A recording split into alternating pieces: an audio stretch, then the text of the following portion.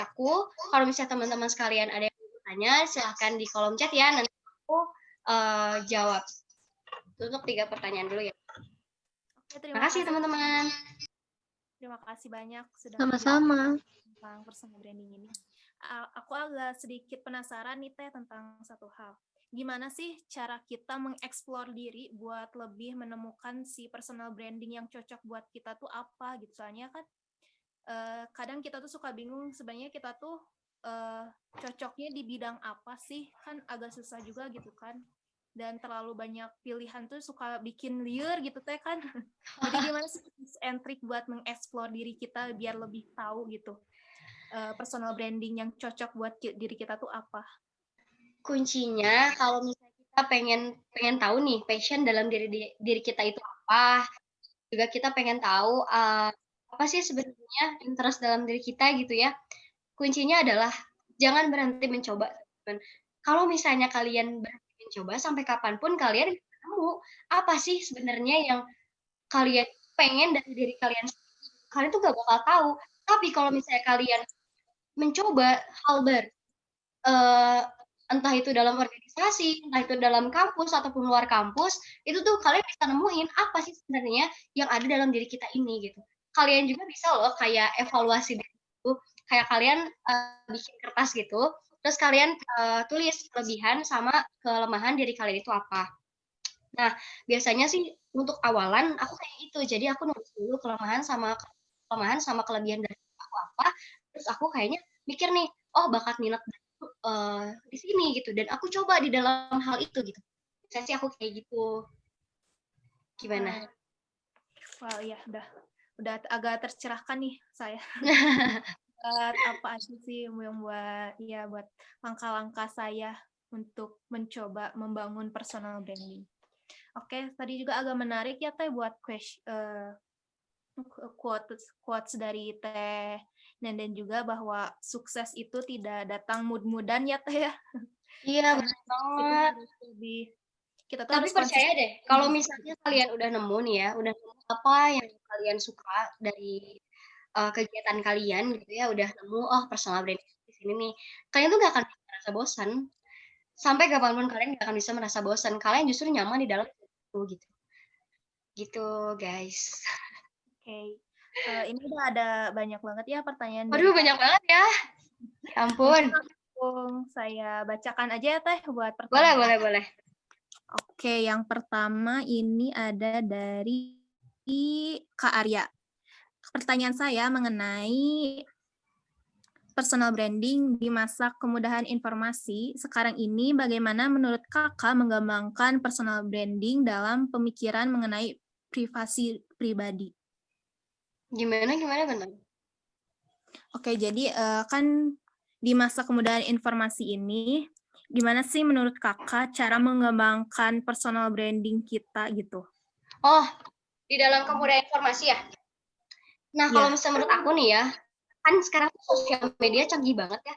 Di Instagram kalian bisa nyantumin bio. Terus juga kalian kalau misalnya buat teman-teman sekalian yang udah punya LinkedIn, itu bisa diisi. Jadi kayak kalian bisa merekomendasikan diri kalian sendiri supaya kalian bisa punya post personal branding di sosial media gitu. Kalian bisa mengisi di bio Instagram kalian pernah sebagai apa, ataupun di Facebook, ataupun di Twitter misalnya kayak gitu, itu tuh sangat menjadi jejak digital kalian teman-teman. Jadi kalau misalnya sekarang sosial media itu bisa diakses sama siapapun, jadi kalian juga nggak akan terbatas teman-teman buat personal branding di sosial media karena itu benar nggak terbatas sama sekali. Jadi kalian bebas mengekspresikan diri kalian sendiri di sosial media tersebut. Tapi ingat, pokoknya yang namanya personal branding itu harus positif dan juga memotivasi diri kalian sendiri supaya lebih positif lagi gitu teman-teman.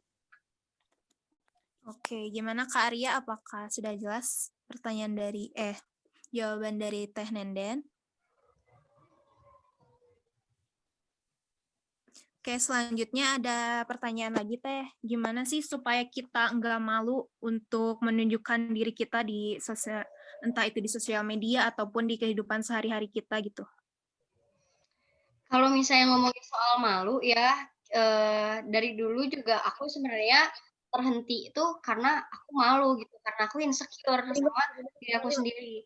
Cuman Ya kuncinya itu guys, kalau misalnya kalian mau maju, kalian mau berkembang gitu, jangan dengerin kata orang. Kalau misalnya kalian malu, berarti kalian masih dengerin kata orang. Jadi kalau misalnya kalian tahu, selagi itu baik buat diri kalian, jangan sampai kalian itu mikir kayak, aduh, takut dilihat sama orang gitu. Jangan sampai mikir kayak gitu. Selagi itu positif buat kalian, itu tuh nggak akan berdampak apa ya, berdampak negatif buat kalian gitu. Jadi intinya jangan insecure sama diri kalian sendiri, percaya apa potensi dalam diri kalian sendiri dan kembangkan hal itu. Gimana? Oke, berarti lebih ke kayak harus pede ya gitu teh di depan banyak. Iya, jadi jangan dulu percaya di depan orang banyak, tapi percaya diri dulu sama diri kalian sendiri gitu. Oke. Ini ada pertanyaan selanjutnya dari Kak Abil nih Teh. Kak Abil nanya, katanya moto Kanenden sendiri dalam menghadapi personal branding supaya tetap optimis untuk meningkatkan dan mengembangkan personal branding kita tuh gimana sih Teh? Oke, moto ya. Ya. Kalau misalnya moto hidup seseorang kan pastinya beda-beda ya. Tapi kalau misalnya moto hidup aku sendiri di mana berhubungan juga nih sama personal branding. Kalau menurut aku, sukses menurut aku itu adalah di mana saat aku bisa menginspirasi banyak orang dan juga aku bisa bermanfaat bagi orang banyak. Jadi, dengan moto hidup aku seperti itu, gimana caranya aku bisa menginspirasi banyak orang dengan tangan aku sendiri. Kayak gitu. Jadi, segimanapun kita berbuat banyak mungkin untuk orang lain, gimana caranya kita terus menginspirasi banyak orang dengan keahlian yang kita punya gitu. Jadi harus optimis tentunya dan juga apa ya, doa orang tua tuh sangat ngaruh banget teman-teman. Jadi kalau misalnya kalian pengen apa ya, pengen sukses, ya libatkan orang tua kalian gitu. Jangan lupa berdoa, berusaha, jangan patah semangat, pokoknya tetap optimis menjalani apapun yang kalian inginkan gitu. Oke, gimana Kak Abil? Udah mulai tercerahkan dari motonya Kanenden? Oh ya, itu ada lagi ya, karena banyak sekali Sudah, pengaruh Teh. di luar sana yang Terima membuat kasih. kita down. Kalau misalnya kamu down, aku juga sering kok yang namanya aku kan sering ikut lomba-lomba gitu kan. Ikut lomba-lomba yang tentunya aku ya orang-orang siapa sih yang ikut lomba tapi kamu menang gitu. Pasti pengen kan menang gitu kan. Nah, aku sering banget ngalamin yang namanya kekalahan, di mana aku down banget bener-bener di posisi yang di bawah banget, tapi aku menjadikan ini quotes-nya banyak orang cuman emang ternyata itu berlaku di diri aku gitu. Kalau misalnya, kita down, jangan dijadikan sebuah halangan buat, kalian ini berhenti melangkah gitu. Justru itu dijadiin pelajaran, apa kekurangan diri kalian, evaluasi diri, dan perbaiki di kemudian hari, gitu. Baik. Terima kasih, Kak. Sama-sama. Oke, selanjutnya dari pertanyaan dari Teh Mega nih Teh. Katanya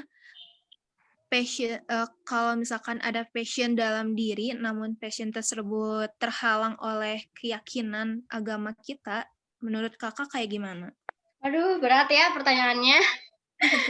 Jadi emang ini tuh berat teman-teman kalau misalnya udah terhalang sama kepercayaan gitu ya, karena jujur aku juga dulu kayak tergoda gitu kan, pengen jadi model, misalnya model non hijab gitu kan, itu kan berhubungan dengan agama ya, takut gitu kan, aduh pengen nih jadi model non hijab, pengen pakai baju-baju seksi gitu kan, pengen banyak job endorsement gitu kan, cuman nggak dukung gitu karena misalnya agama melarang hal itu. Menurut aku ya, semua peraturan dalam agama itu baik. Jadi, kalau misalnya ada peraturan dalam agama tersebut, ya berarti itu buat kebaikan diri sendiri gitu. Jadi, menurut aku masih banyak ada cara lain untuk meningkatkan personal branding tanpa harus melarang ketentuan agama. Ya Allah berat banget ya ini jawabannya. Tapi emang serius kayak gitu. Sedikit pencerahan gitu Teh buat Pencerahan ya, Meganya gitu. pencerahan ya. Masih banyak jangan patah semangat. Oke, gimana Teh Mega? Apakah cukup jawaban dari Tenenden? Oke. Selanjutnya kayaknya pertanyaan terakhir ya Teh. Ini Boleh. ada dari bentar.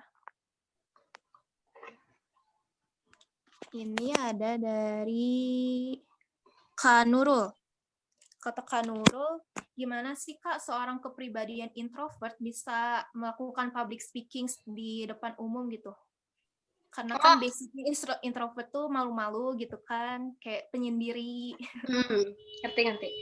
Nah, jadi mungkin kalau misalnya kita bahas public speaking nanti kalian boleh tanya ya di Instagram aku, ataupun kalian bisa nanti kalian hubungin aku gimana caranya buat public speaking supaya pede gitu ya. Cuman aku sampai sekarang cuman melakukan 3 hal. Jadi aku punya rumus namanya 1P3L, di mana 1P-nya itu preparations dan 3L-nya itu latihan. Kalau misalnya kita pengen pinter public speaking-nya, kita harus siap dengan apa yang harus kita bicarakan. Jadi kalau misalnya kita mau, misalnya sekarang aku pematerian, berarti aku harus siap dengan materi apa yang aku sampaikan gitu. Jangan sampai kita mau menyampaikan materi gitu kan, tapi kita nggak tahu apa yang kita sampaikan gitu. Kita nggak tahu, kita nggak paham gitu apa yang harus kita sampaikan itu apa. Jadi intinya preparation itu sangat penting untuk buat public speaking yang lancar gitu. Menurut aku kepribadian introvert itu bukan suatu halangan buat orang-orang yang pengen pinter public speaking. Teman-teman aku yang kepribadian introvert banyak banget yang pinter banget public speaking. Jadi jangan jadi halangan buat buat kamu semua ya pokoknya yang punya kepribadian introvert itu jadi halangan buat kalian nggak bisa belajar public speaking. Seminar. Gitu enggak, itu bukan sebuah 1P-nya preparation, 3-nya itu latihan dan juga buat latihan kalian nih speaking dulu di depan kaca gitu. Kalian nggak apa di depan kaca misalnya kalian ngomong apa gitu kan jadi presenter tiba-tiba depan kaca gitu atau jadi YouTuber, hai guys gini nggak apa-apa, itu lakuin aja, itu merupakan sebuah latihan gitu buat kalian ngomong di depan umum. Tapi lebih baiknya kalian bisa lakukan hal tersebut itu di depan orang banyak, kalian bisa menatap orang gitu, dimulai dari kalian atau kalian berani natap matanya, terus juga kalian juga bisa dimulai dari kalian presentasi di kelas nih, kalian udah bisa menguasai materi dan kalian bisa kayak menguasai audiens gitu. Terus juga ada 2 lagi sih kayak talk to spontaneously. Jadi kalian harus bisa berbicara secara spontan gitu. Caranya dengan meningkatkan kuantitas kata-kata yang ada dalam diri gitu. Bisa dengan baca, bisa dengan nonton YouTube. Banyak banget sih sebenarnya. Terus juga kalau misalnya mau pede juga jangan, kalau misalnya public speaking kayak gini, jangan ngomong sendiri aja gitu. Kita harus bisa berbaur sama orang gitu. Jadi kita nggak kehilangan topik gitu, teman-teman. Iya. Gimana untuk Kak Nurul? Apakah udah jelas dari jawaban Tenenden? Jadi intinya mah kalau misalkan buat kepribadian introvert nih ya, di sukses lagi public speaking-nya ya harus latihan gitu ya Kak. Bisa kita terus di kehidupan sehari-hari kita. Oke, teman-teman, aku mau ngasih kesempatan 2 pertanyaan lagi nih buat teman-teman. Tapi aku mau teman-teman semuanya langsung berbicara langsung nih sama Teh Nendennya buat pertanyaan selanjutnya. Boleh nih. Ayo. Kalau misalkan ada yang mau nanya, silahkan klik icon tanda tangan.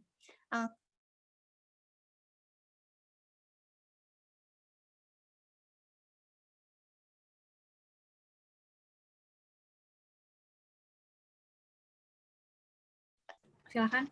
Dari dia. Oke, silakan. Di sini siapa ya? Oke, silakan yang mau nanya secara langsung ke Teh Nenden. Halo Kak. Iya, halo. Halo. Mau bertanya, Boleh. bagaimana pas public speaking, Ubaidillah dari PTQ, pertanyaannya, bagaimana kalau kita gemeteran pas lagi ngomong di depan? Terima kasih. Gemeteran ya? Oke, ini aku kasih tips ya. Jadi kalau misalnya kalian nih lagi ngomong di depan orang banyak, terus kalian deg-degan kayak suaranya langsung bergetar kayak gitu kan. Nah, kalau misalnya kayak gitu, kalian preparation harus matang. Pertama tadi, kalian harus mempersiapkan kan public speaking apa yang harus dibicarakan itu dengan matang. Terus juga kalian juga harus kalau misalnya kalian lupa sama apa yang kalian sampaikan ke audiens, kalian coba jangan mikir kemana-mana gitu, jangan overthinking gitu. Jadi kalau misalnya kalian lupa, oke, kalian bisa mengalihkan pandangan kalian ke mana dulu gitu, ataupun kalian bisa membicarakan hal-hal yang mungkin sama kalian terbesit gitu. Kalau misalnya lupa gitu kan sama materi apa yang tadi kalian bicarakan, aku sih punya saran kayak kalau misalnya lagi presentasi ataupun lagi berbicara depan orang banyak, kalian siapin notes kecil aja gitu, nggak apa-apa. Terus aku juga biasanya kalau misalnya aku nggak nyiapin notes kecil kayak gini, aku biasanya mainin pulpen kayak gini.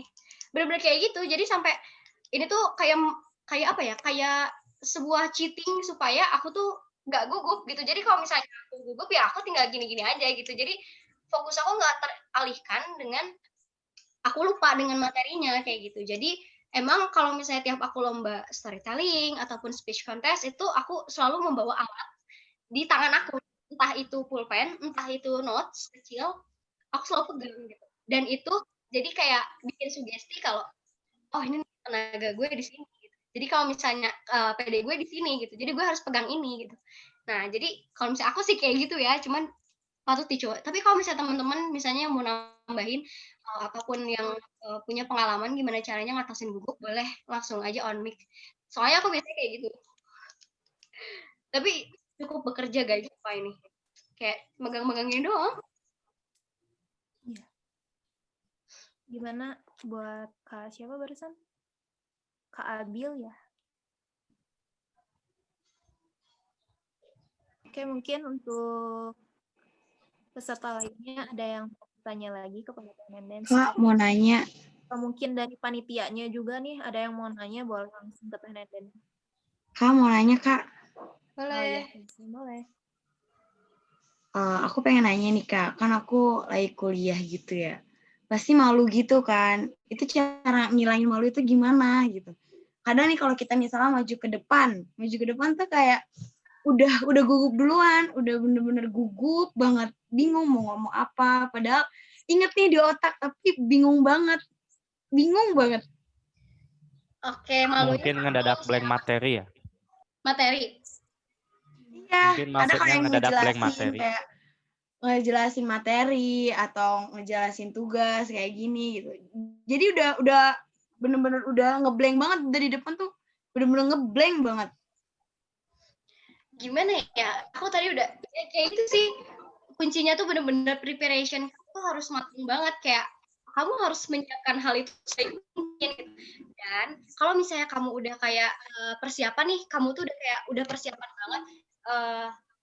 Kamu tuh udah well preparation banget lah buat menyiapkan semua materi yang kamu sampaikan gitu. Iya. Biasain kayak gitu. Karena lama-kelamaan kalau misalnya kamu udah bisa well preparation buat kamu berbicara di depan orang banyak, itu kamu nggak akan gugup lagi gitu. Kamu nggak akan malu lagi gitu. Terus ya, kalau misalnya kamu malu nih buat natap orang nih di depan kamu. Kamu lagi presentasi. Terus kamu tuh nggak berani natap matanya, tatap aja jidatnya, nggak apa-apa. Maksudnya biar kelihatan kamu ini ngomong depan orang gitu. Jangan sampai kamu ngelihat kayak kamu presentasi kamu malu terus kamu gugup daripada aku ngelihat mata orang terus aku lupa. Mending aku lihat ke tembok gitu. Nah, jangan sampai. Jadi lihat aja bagian dari orang yang kalian tatap tapi jangan matanya gitu. Entah itu jidatnya, entah itu kerudungnya, entah itu topinya. Pokoknya jangan sampai kalian mengalihkan pandangan kayak ke atas, terus juga kalian lihat ke samping. Itu malah bikin kalian blank. Jadi mending kayak gitu.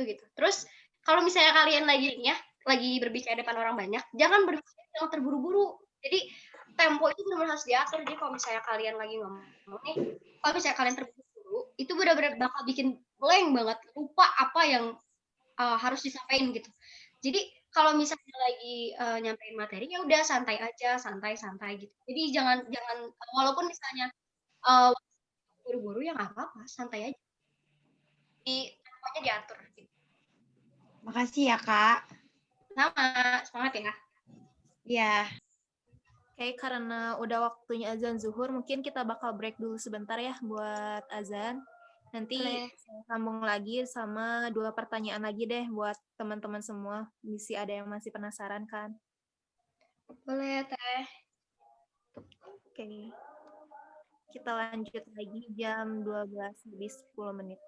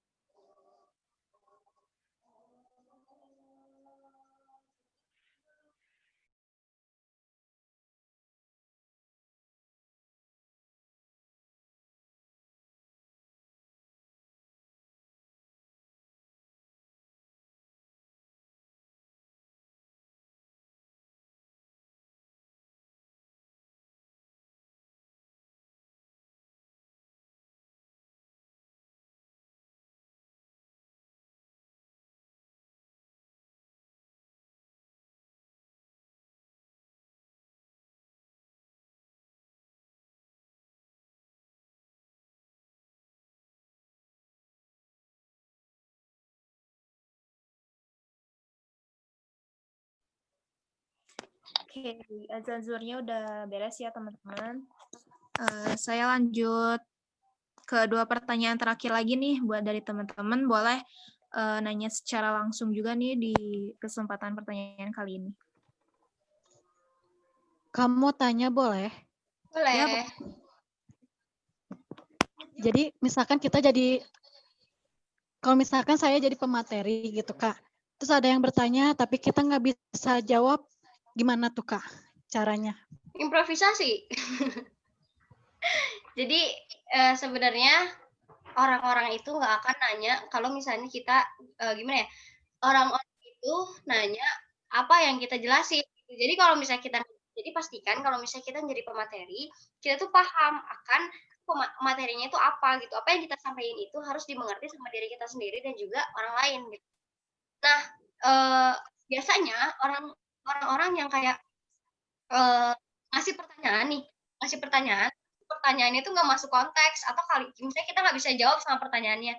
Kalian bisa jawab sama orangnya kalau misalnya kalian bilang, "Saya belum mendalami tentang hal ini," kayak gitu. Tapi saya akan usahakan cari jawabannya, nanti saya infokan ya kalau misalnya saya udah bisa dapat jawabannya, kayak gitu.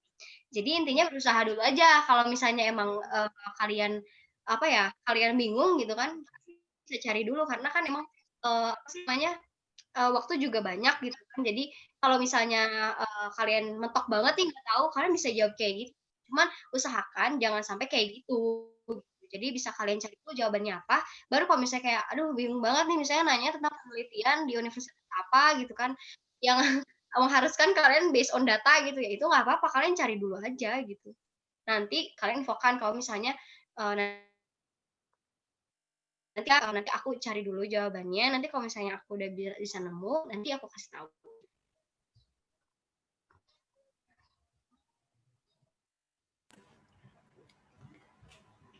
Gimana? Oke. Teman-teman ada yang mau nanya lagi kira-kira buat terakhir?